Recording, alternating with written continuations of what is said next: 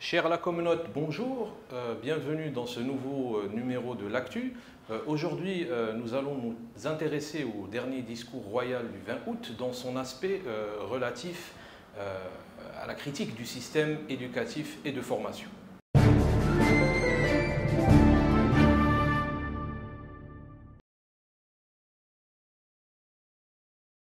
Alors, le roi Mohammed VI a consacré son discours du 20 août à l'évaluation de la politique de l'éducation et de l'enseignement au Maroc.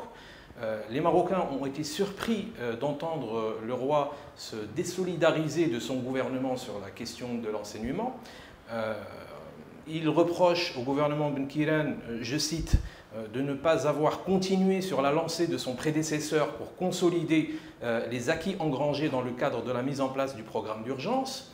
Alors, par ailleurs, le roi reproche à son gouvernement, entre autres, d'avoir chamboulé les cursus pédagogiques et le programme du préscolaire, ainsi que celui des lycées d'excellence. Alors, pour revenir sur ces aspects du discours, nous recevons professeur Hassan Smili.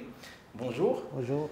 Alors, M. Hassan Smili, vous êtes expert en formation, vous êtes ancien doyen de la faculté des lettres et des sciences humaines de Benpsik à Casablanca. Vous êtes également docteur en sciences du langage.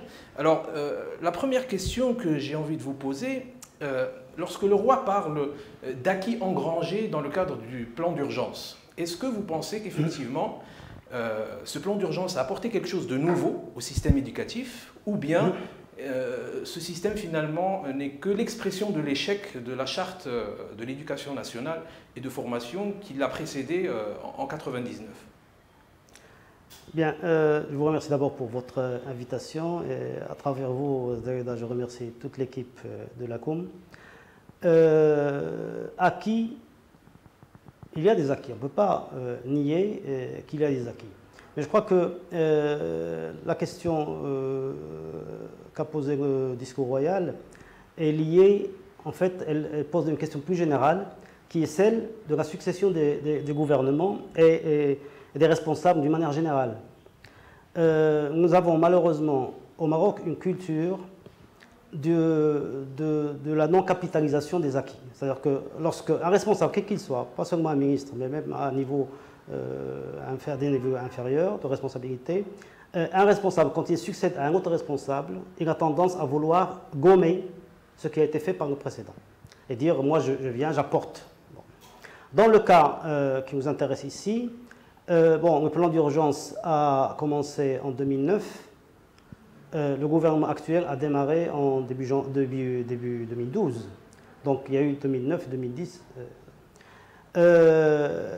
Les deux ministres ont décidé d'abandonner le plan d'urgence et ils ont certainement des raisons objectives. C'est-à-dire que moi je crois que là, ça pose un peu le problème de l'urgence. Je vais faire une petite parenthèse là-dessus. Par expérience, quand on parle d'urgence au Maroc, dans tous les projets, ça ouvre la porte au gaspillage, à la corruption. C'est une brèche qu'on ouvre au gaspillage, à la corruption, au fait de bâcler les choses. Je l'ai vu au niveau des travaux publics, au niveau de pas mal de domaines. Et en éducation, c'est pire encore. Parce que dans l'éducation, en principe, on travaille sur la durée. Alors quand vous dites urgence, pourquoi il y a urgence? Pour moi, c'est une connotation péjorative et ça ne se justifie qu'en médecine. Il y a qu'en médecine où on peut parler d'urgence parce que vous avez un cas de quelqu'un qui agonise ou une maladie grave qu'on veut arrêter, etc. Là, on parle d'urgence. Mais partout par ailleurs, il n'y a pas d'urgence. Il faut travailler au contraire, à froid, faire une stratégie, une politique générale de l'État, un plan d'action ou des plans d'action avec des échéances, etc. Sinon, ça devient vraiment du n'importe quoi. Bon, les acquis, il y a des acquis au niveau notamment de la quantité. C'est-à-dire qu'on a construit, il fallait construire, on a construit certains établissements, on a amélioré les infrastructures, mais on a laissé de côté la qualité, on n'a pas travaillé sur la qualité, elle laisse beaucoup à désirer. Et puis il y a des déficits au niveau de la gouvernance, alors que, en principe, ce plan était venu pour redresser aussi, pour s'occuper aussi de la gouvernance, ça a été négligé. Alors, justement, vous avez parlé des questions relatives à la bonne gouvernance et de l'optimisation des ressources. Effectivement, lorsque nous revoyons les lois de finances, il s'avère qu'effectivement le Maroc alloue énormément de ressources à l'éducation nationale, plus que la santé. Donc selon vous, est-ce que finalement ce n'est qu'un problème d'optimisation des ressources ou que le problème est beaucoup plus structurel, on va dire, et se situe à des niveaux, à d'autres niveaux que celui de la bonne gestion ou de la bonne gouvernance des ressources allouées à l'éducation? Je vous rappelle d'abord que le plan d'urgence est venu dans le cadre de rattraper le temps perdu au niveau de la charte. Il y a eu une charte, il y a eu une décennie de l'enseignement, 2000-2009. Cette décennie, déjà, il y a eu une première évaluation en 2005.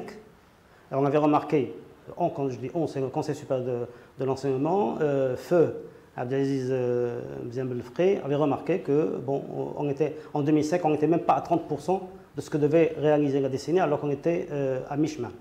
En 2008, il y a eu une seconde évaluation qui a constaté effectivement que la charte n'avait pas été réalisée.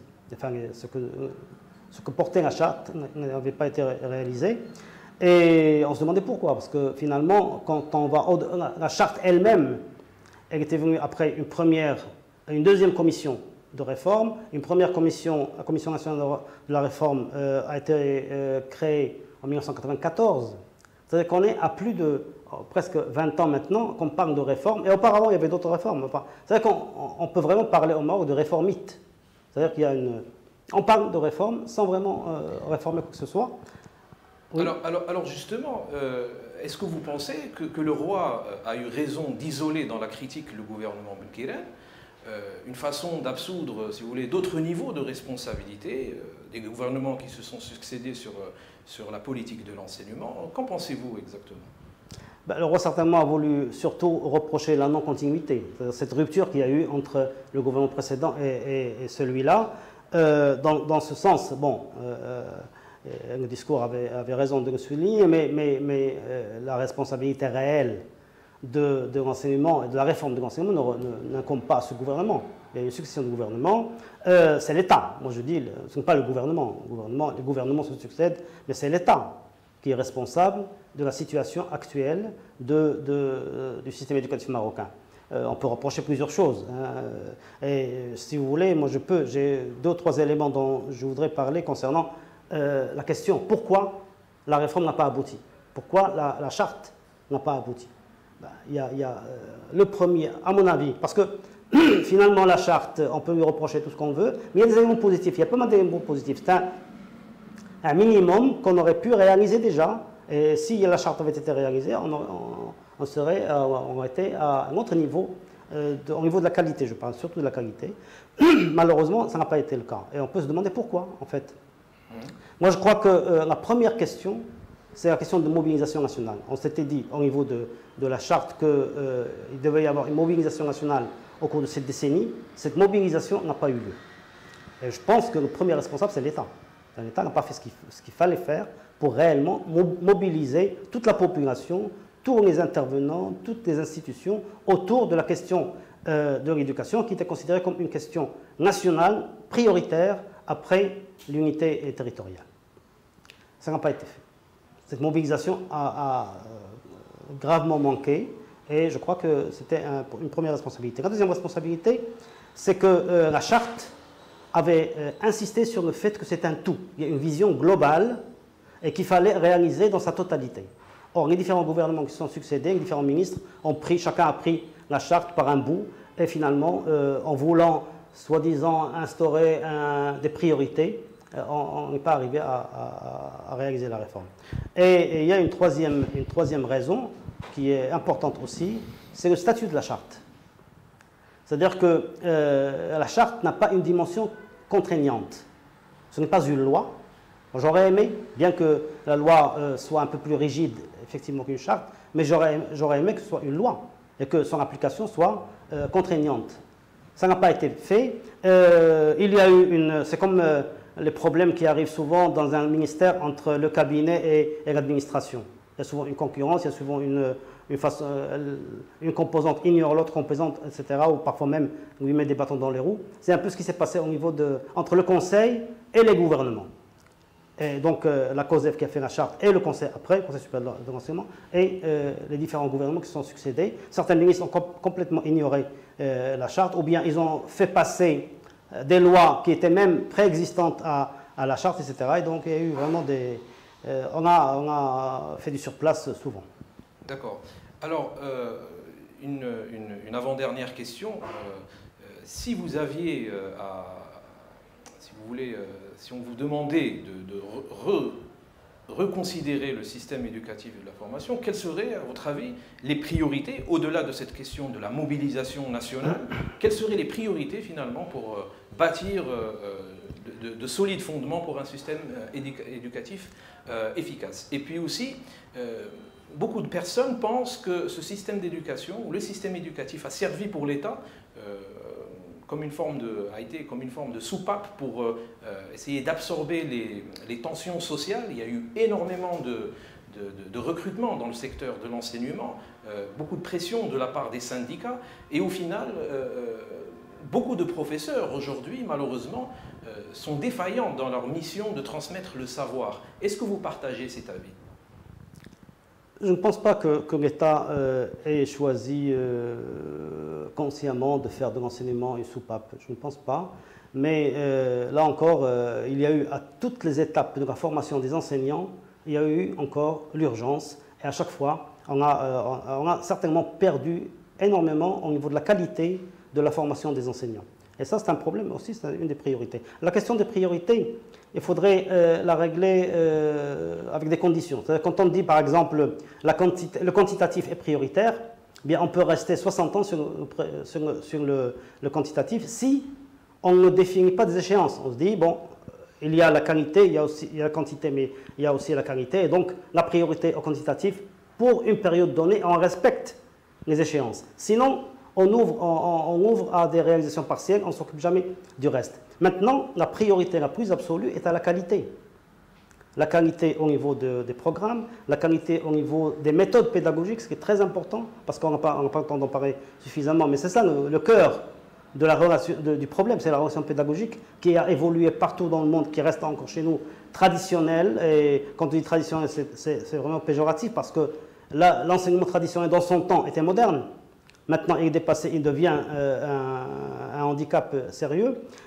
Au niveau de la gouvernance, très important, et surtout, aussi, pas surtout, mais aussi au niveau de la participation de tous les opérateurs. Parce que ce qui arrive maintenant, c'est qu'il y a encore une centralisation, même avec les académies, même avec les universités. Il y a une centralisation régionale ou une centralisation nationale, mais le ministère a encore d'une certaine façon la même mise même sur les académies et les universités, alors que l'unité de base doit être l'établissement, l'école et la faculté ou l'école supérieure. Tout cela, ce sont des éléments auxquels il faut réfléchir sérieusement. Il faut réfléchir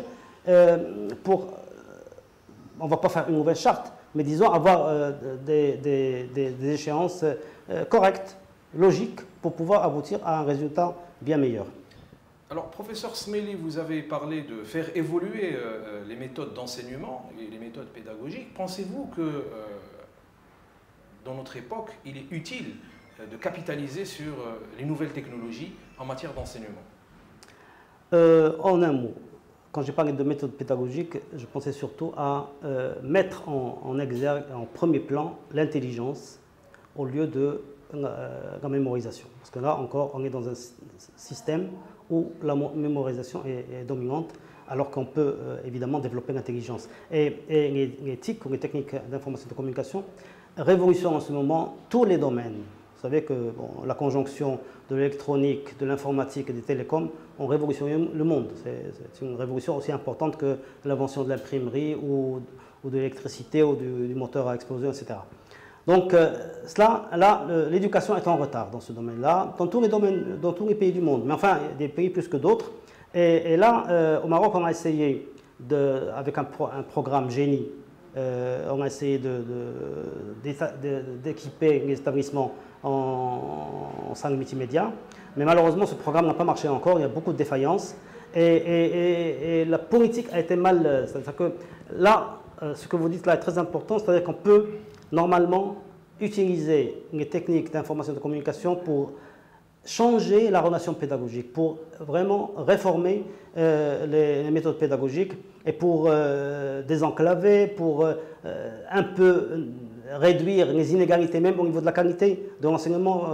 Un lycée à Casablanca ou à Rabat n'est pas un lycée dans la région de, je ne veux pas citer, mais enfin des régions rurales ou reculées ou enclavées. Donc les nouvelles technologies peuvent réduire beaucoup d'inégalités, peuvent améliorer énormément la qualité des contenus et la qualité des méthodes. Et je crois que là, il y a à faire. Et ça sera la priorité, à mon avis, ce sera la priorité des prioritaires pour un projet de réforme sérieux.